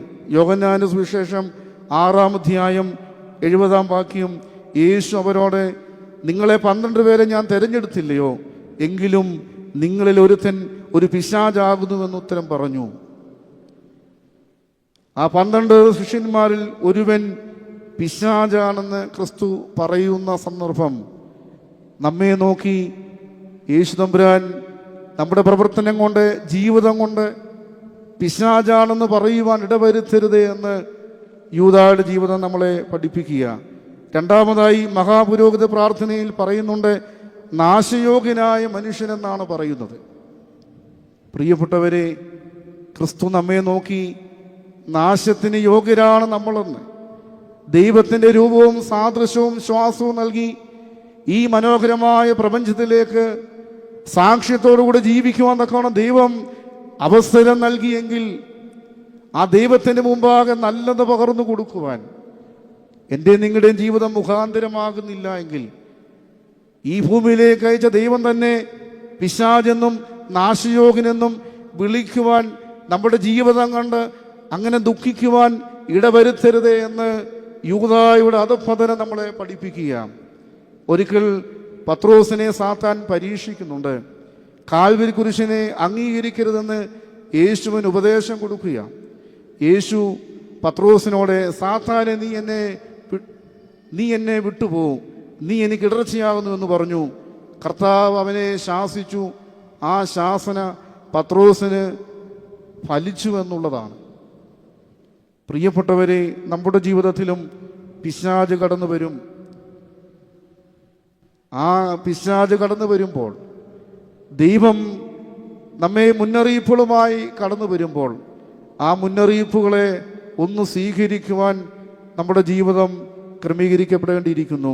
41 സങ്കീർത്തനം 9 വാക്യം ഇങ്ങനെയാണ് പറയുന്നത്: ഞാൻ വിശ്വസിച്ചവനും എൻ്റെ അപ്പം തിന്നവനുമായ എൻ്റെ പ്രാണ സ്നേഹിതൻ പോലും എന്നെ നേരെ കുതികാൽ ഉയർത്തിയിരിക്കുന്നു എന്നിങ്ങനെയുള്ള പ്രവചനങ്ങൾ നിറവേറുകയായിരുന്നുവെന്ന് വേദപുസ്തകം ഓർമ്മപ്പെടുത്തുകയാണ്. പ്രിയപ്പെട്ടവരെ, അത്രമാത്രം ക്രിസ്തു സ്നേഹിച്ച പ്രാണസ്നേഹിതനായിരുന്നു യൂദ എന്ന് പറയുന്ന വ്യക്തി. മൂന്നാമതായി, യേശുവിൻ്റെ മുന്നറിയിപ്പിനെ അവഗണിച്ച യൂദായാണ് നമ്മളിവിടെ കാണുന്നത്. ഏറ്റവും ഒടുവിൽ യേശുവിനെ ചുംബനം കൊണ്ട് കാണിച്ചു കൊടുക്കാൻ വന്നപ്പോൾ, സ്നേഹിത, നീ വന്ന കാര്യം എന്തെന്ന് സ്നേഹത്തോടെ യേശു തമ്പുരാൻ ചോദിക്കുക. അവിടെ കുറ്റബോധത്തോടെ പിന്മാറാമായിരുന്നു. യൂദായെ, മനുഷ്യപുത്രനെ ചുംബനം കൊണ്ടാണ് കാണിച്ചു കൊടുക്കുന്നതെന്ന് ചോദിച്ചപ്പോഴും അവന് പിന്മാറാമായിരുന്നുവെന്ന് വേദപുസ്തകം ഓർമ്മപ്പെടുത്തുന്നുണ്ട്. ലൂക്കോസിന്റെ സുവിശേഷം 22 അധ്യായം 48 വാക്യം. പ്രിയപ്പെട്ടവരെ, മുന്നറിയിപ്പുകളെ അവഗണിക്കുന്ന വ്യക്തി ആരായിരുന്നാലും അവൻ നാശകൃത്യത്തിൽ നിന്ന് വധിക്കുമെന്ന് യൂദായുടെ ജീവിതം നമ്മളെ പഠിപ്പിക്കുക.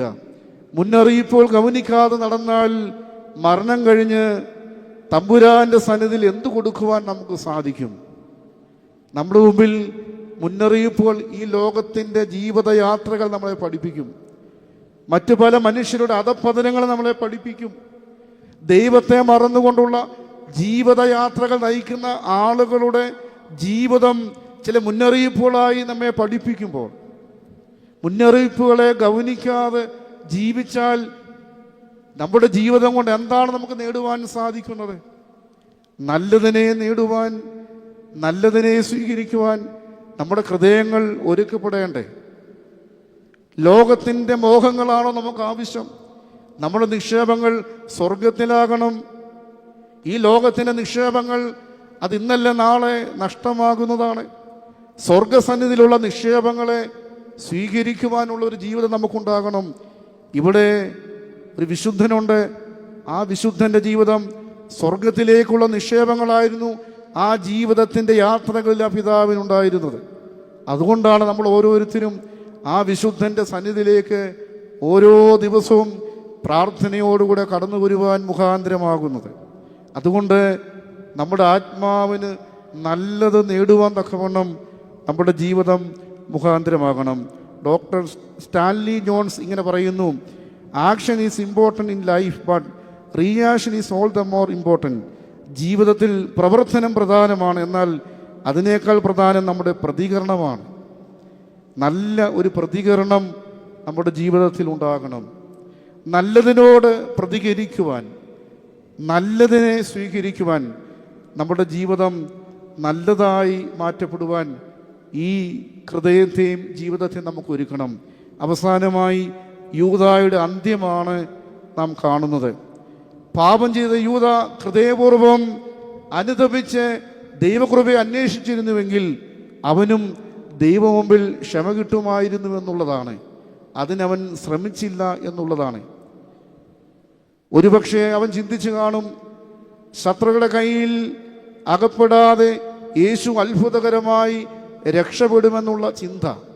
അങ്ങനെ രക്ഷപ്പെട്ടാൽ ഈ 30 വെള്ളിക്കാശ് എനിക്ക് സ്വന്തമാക്കാമെന്നുള്ള ഒരു ചിന്ത യൂദായിൽ ഉണ്ടായിരുന്നേക്കാം. കാരണം യേശു തമ്പുരാൻ ദൈവത്വവും മനുഷ്യത്വമുള്ള ലോകത്തിൻ്റെ രാജാവാണ്.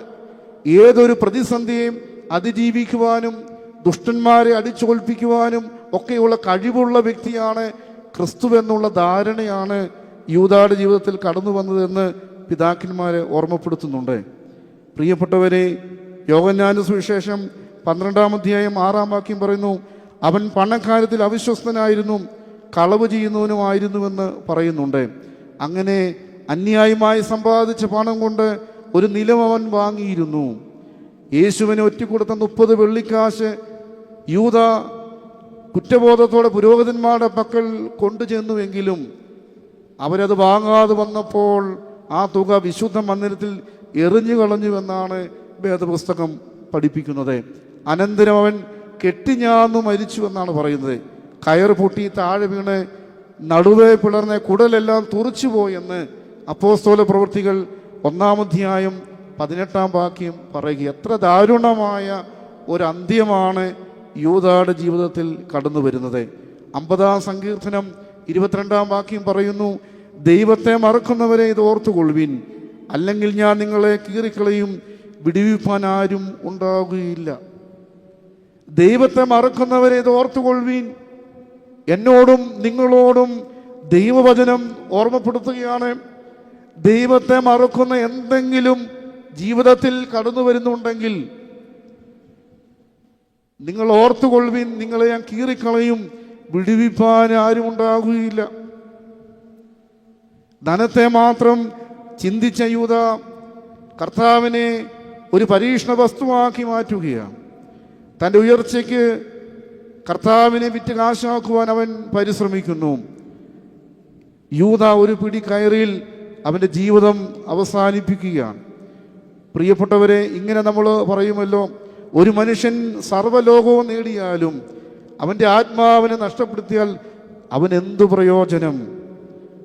ലോകപ്രകാരം ഈ ജഡികമായ ലോകത്തിൻ്റെ ജീവിതയാത്രകളിൽ നമ്മൾ ഒരുപാടെല്ലാം നേടിയാലും ആത്മാവിനെ നശിപ്പിക്കുന്ന ജീവിതയാത്രകൾ, ജീവിത അനുഭവങ്ങൾ കടന്നു വരുന്നുണ്ടെങ്കിൽ യൂദായെപ്പോലെ നമ്മുടെ ജീവിതവും അവസാനം അങ്ങനെയാകുമെന്നുള്ള ചിന്തയിലേക്ക് നമുക്ക് നമ്മുടെ ജീവിതത്തിൽ നിന്ന് ക്രമപ്പെടുത്തുവാൻ സാധിക്കണം. അനുതാപത്തിൻ്റെയും മാനസാന്തരത്തിൻ്റെയും അവസരങ്ങൾ ദൈവം നമുക്ക് തുറന്നു കാട്ടുമ്പോൾ ആ ഒരു ദൈവത്തിൻ്റെ വിളിയെ തിരിച്ചറിയുവാനുള്ള ആത്മീകമായ ഒരു ജീവിതം നമുക്കുണ്ടാകണമെന്നുള്ളതാണ്. ശ്രീബുദ്ധൻ പറയുന്നു, എല്ലാ ദുഃഖങ്ങളുടെയും കാരണം ആഗ്രഹമാണെന്നുള്ളത്. അതുകൊണ്ട് നമ്മുടെ ജീവിതയാത്രയിൽ നല്ല ആഗ്രഹങ്ങൾ നമ്മുടെ ജീവിതത്തിൽ ഉണ്ടാകണം. നല്ല ആഗ്രഹങ്ങൾ നമുക്കുണ്ടാകുന്നുവെങ്കിൽ നമ്മുടെ ദുഃഖങ്ങൾ ജീവിതത്തിൽ നിന്ന് മാറ്റുവാനിടയാകുമെന്നുള്ളതാണ്. ഇന്ന് പലപ്പോഴും നമ്മുടെ ദുഃഖങ്ങൾ, ചിലതിനോടുള്ള അമിതമായ ആഗ്രഹങ്ങൾ നമ്മെ വഴിതെറ്റിക്കുവാൻ മുഖാന്തരമാകുന്നു എന്നുള്ളതാണ്. അത് ധനത്തോടാകട്ടെ, സ്ഥാനമാനങ്ങളോടാകട്ടെ, ജീവിതത്തിൽ എന്തും നേടുവാനുള്ള ആഗ്രഹം പേറി നാം ജീവിക്കുമ്പോൾ പിശാചിന് തുല്യമായ ചിന്തകളുമായി നാം ജീവിക്കുന്ന നിമിഷങ്ങൾ അറിഞ്ഞോ അറിയാതെ നമ്മുടെ ജീവിതത്തിൽ കടന്നു വരും. അതുകൊണ്ട് നല്ല ആഗ്രഹങ്ങൾ നമ്മുടെ ജീവിതത്തിൽ ഉണ്ടാകുമ്പോൾ ദുഃഖമില്ലാത്തൊരു ജീവിതം നമുക്കുണ്ടാകുമെന്നുള്ളതാണ്. ജീവിതം തെരഞ്ഞെടുപ്പുകളാണ്. ഒരുവൻ്റെ ലക്ഷ്യം തുറന്നു കൊടുക്കുന്നതും അവൻ്റെ തെരഞ്ഞെടുപ്പുകളെ ആശ്രയിച്ചായിരിക്കും. പ്രിയപ്പെട്ടവരെ, ജീവിതം തെരഞ്ഞെടുപ്പുകളാണ്. ഒരുവൻ്റെ ലക്ഷ്യം തുറന്നു കൊടുക്കുന്നതും അവൻ്റെ തെരഞ്ഞെടുപ്പുകളെ ആശ്രയിച്ചായിരിക്കുമെന്ന് ഇവിടെ ഓർമ്മപ്പെടുത്തുകയാണ്. നമ്മുടെ തെരഞ്ഞെടുപ്പുകൾ നല്ലതാകണം. നല്ലതിനെ തിരഞ്ഞെടുക്കുവാൻ യൂദായെപ്പോലെ ദുഷ്ടമായത് തിരഞ്ഞെടുക്കാതെ നന്മയെ തിരഞ്ഞെടുക്കുവാൻ, നന്മ മാത്രം കാംക്ഷിക്കുവാൻ, നന്മയുള്ള ഒരു വഴിയിലൂടെ നടക്കുവാൻ. നിന്റെ വഴി യഹോവയെ പരമേൽപ്പിക്കുക എന്ന് സങ്കീർത്തനക്കാരൻ പറയുന്നു. ഞാൻ തന്നെ വഴിയും സത്യവും ജീവനുമാകുന്നുവെന്ന് തിരുവചനം പഠിപ്പിക്കുന്നു. നമ്മുടെ വഴികൾ വിശുദ്ധമാകണം, നമ്മുടെ നാവുകൾ വിശുദ്ധമാകണം, നമ്മുടെ ചിന്തകൾ വിശുദ്ധമാകണം, നമ്മുടെ ആഗ്രഹങ്ങൾ നല്ലതാകണം. അങ്ങനെ നാം ജീവിച്ചാൽ ദൈവത്തിന് പ്രീതിയുള്ള മക്കളായി, വിശ്വാസ സമൂഹമായി മാറുവാൻ നമുക്കിടയാകുമെന്നുള്ളതാണ്. അതുകൊണ്ട് പ്രിയപ്പെട്ടവരെ, നമ്മുടെ ജീവിതം ദൈവം നൽകിയ ദാനമാണ്. ആ സ്വർഗീയ ദാനമായ ജീവിതത്തെ ഭംഗിയായി മുൻപോട്ട് നയിക്കുന്ന ഒരു ജീവിത ശൈലി നമുക്കുണ്ടാകണം. ക്രിസ്തുവിനെ മറക്കുന്ന യൂദായുടെ ജീവിതത്തിലെ ആ അപജയം നമ്മുടെ ജീവിതത്തിൽ ഉണ്ടാകാതിരിക്കുവാൻ നമുക്ക് സാധിക്കണം. ലോകം തരുന്ന സന്തോഷങ്ങളും ലോകം തരുന്ന സുഖങ്ങളുമല്ല ജീവിതമെന്ന് തിരിച്ചറിയുവാൻ നമുക്ക് സാധിക്കണം. എൻ്റെ ദൈവം തരുന്നത് മാത്രമേ എനിക്കുണ്ടാകുകയുള്ളൂ എന്നുള്ള ചിന്ത നമ്മളിൽ ഉണ്ടാകണം. ദൈവത്തെ മറന്നുള്ള ജീവിതം നാശത്തിലേക്കാണെന്ന് യൂദായുടെ ജീവിതം നമ്മളെ പഠിപ്പിക്കുമ്പോൾ കുറച്ചും കൂടെയും ശ്രദ്ധയോടുകൂടെ ജീവിക്കുവാൻ നമുക്ക് സാധിക്കണം. അവസാനമായി യൂദായുടെ ജീവിതം നമ്മെ പഠിപ്പിക്കുന്ന സന്ദേശം കൂടി ഓർമ്മപ്പെടുത്തുകയാണ്. നിങ്ങൾ എനിക്ക് എന്ത് തരും? ഗുരുവിൻ്റെ പേരിൽ കാശടിച്ചു മാറ്റുന്ന ചിന്തയാണ് യൂദായിൽ കടന്നു വരുന്നത്. എൻ്റെ കാര്യം നടക്കണം, അതിനെ ഗുരുവിനെ ഏത് തരത്തിലും ഉപയോഗിക്കുവാനുള്ള ഹീന മനസ്സ് യൂദായുടെ ജീവിതത്തിലേക്ക് വരുന്നു. ഞാനൊന്നും അറിഞ്ഞില്ലെന്ന ഭാവം യൂദായുടെ ജീവിതത്തിൽ കടന്നു വരികയാണ്. കർത്താവിന് വിലയിട്ടത് കുറഞ്ഞുപോയി എന്നുള്ളത് നമ്മളിവിടെ കാണുകയാണ്. ക്ഷമയുടെ നാഥനെ മനസ്സിലാക്കാത്ത യൂദ കുറ്റബോധത്താൽ കർത്താവിൻ്റെ സന്നിധിയിലേക്ക് ഓടേണ്ടവൻ വേറെ വഴിയിലേക്ക് ഓടുന്ന അനുഭവമാണ് നാം കാണുന്നത്. അവസാനം കെട്ടിഞ്ഞാന്ന് ചത്തു. ആത്മഹത്യ ഒന്നിനും പരിഹാരമല്ല എന്നുള്ള ചിന്ത. അവൻ്റെ ആത്മാവിനെ അവൻ തന്നെ നഷ്ടപ്പെടുത്തി എന്നുള്ള ആ വലിയ ചിന്തയാണ് യൂദായുടെ ജീവിതം നമ്മെ പഠിപ്പിക്കുന്നത്. പ്രിയപ്പെട്ടവരെ, യൂദായെ പറ്റിയാണ് നമ്മൾ ധ്യാന ചിന്തയ്ക്കായി തിരഞ്ഞെടുത്തത്. യൂദായുടെ ജീവിതത്തിലെ അപജയം നമ്മുടെ ജീവിതത്തിൽ കടന്നു വരാതിരിക്കുവാൻ, ശ്രദ്ധയോടുകൂടിയുള്ള ഒരു ആത്മീക ജീവിതം മുൻപോട്ട് നയിക്കുവാനൊക്കെ വേണം ദൈവത്തിൻ്റെ പരിശുദ്ധാത്മാവ് ഈ നോമ്പിൻ്റെ അനുഭവങ്ങളിലൂടെ കടന്നു പോകുമ്പോൾ നമ്മോട് ആഹ്വാനം ചെയ്യുമ്പോൾ ആ തിരിച്ചറിവിലൂടെ നമ്മുടെ ഹൃദയങ്ങളെ ഒന്ന് പരിശോധിക്കുവാനും ഈ നോമ്പിൻ്റെ പൂർണ്ണതയിലേക്ക് നമ്മൾ എത്തിച്ചേരുമ്പോൾ ക്രിസ്തുവിൻ്റെ ആ പുനരുത്ഥാന പെരുന്നാളിനെ നമ്മൾ സ്വീകരിക്കുമ്പോൾ നമ്മുടെ കുറവുകളെയൊക്കെ ഒന്ന് കണ്ടെത്തി അനുതാപ ഹൃദയത്തോടെ മാനസാന്തരത്തിലൂടെ കുംഭസാരത്തിൻ്റെ അനുഭവത്തിലൂടെ ദൈവവുമായുള്ള മുഖാമുഖ ബന്ധത്തിലൂടെ കുറവുകളെയൊക്കെ പരിഹരിച്ച് നിറവിൻ്റെ മനസ്സുമായി മുന്നേറുവാൻ തക്കവണ്ണം ഈ നോമ്പിൻ്റെ കാലയളവ് കർത്താവിൻ്റെ കഷ്ടാനുഭവ ദിനങ്ങൾ നമുക്ക് മുഖാന്തരമാകട്ടെ എന്ന് ആത്മാർത്ഥമായി പ്രാർത്ഥിക്കുന്നു, ആശംസിക്കുന്നു. ഈ വിശുദ്ധമായ ദേവാലയത്തിൽ കടന്നു വന്ന് അല്പസമയം ദൈവവചനത്തിൽ നിന്നും ചിന്തിക്കുവാൻ തക്കവണ്ണം ദൈവം ഒരുക്കി തന്ന നല്ല അവസരം, പ്രത്യേകിച്ച് അഭിമന്യ തിരുമേനിയുടെ സാന്നിധ്യം. തിരുമേനി ഗുരുസ്ഥാനീയനാണ്. ഞാലിയാഴി ദേറായിൽ അവിടെ ഞങ്ങളുടെ ജ്യേഷ്ഠ സഹോദരനായി വൈദികനായി ഇപ്പോൾ സഭയുടെ ആ വലിയ പദവിയിലേക്ക് പ്രിയപ്പെട്ട തിരുമേനി കടന്നു വന്നിരിക്കുന്നു. തിരുമേനിയുടെ സാന്നിധ്യത്തിനും സ്നേഹത്തിനും പ്രാർത്ഥനയ്ക്കും പ്രത്യേകമായി നന്ദി അറിയിക്കട്ടെ. അതുപോലെ പ്രിയപ്പെട്ട എൽദോ അച്ഛൻ സെമിനാരിൽ എൻ്റെ സഹോദരനാണ്, ജ്യേഷ്ഠനാണ്. സ്നേഹിക്കുകയും കരുതുകയും ചെയ്ത ഒരു വൈദികൻ എന്ന നിലയിൽ അച്ഛനോടും നന്ദി രേഖപ്പെടുത്തട്ടെ. പ്രിയപ്പെട്ട ജെറിനച്ഛൻ ഞങ്ങളൊരു ഇടവകയിലെ അംഗങ്ങളാണ്. പ്രിയപ്പെട്ട അച്ഛൻ എനിക്ക് അനുജനാണ്. അച്ഛൻ്റെ സ്നേഹത്തിനും കരുതലിനും പ്രത്യേകമായി നന്ദി രേഖപ്പെടുത്തുന്നു. ഈ വചന ശുശ്രൂഷയെ കേട്ട എല്ലാ പ്രിയപ്പെട്ടവരോടും നന്ദി അറിയിച്ചുകൊണ്ട് നിർത്തുന്നു. ദൈവം നമ്മെ വാഴ്ത്തി അനുഗ്രഹിക്കട്ടെ.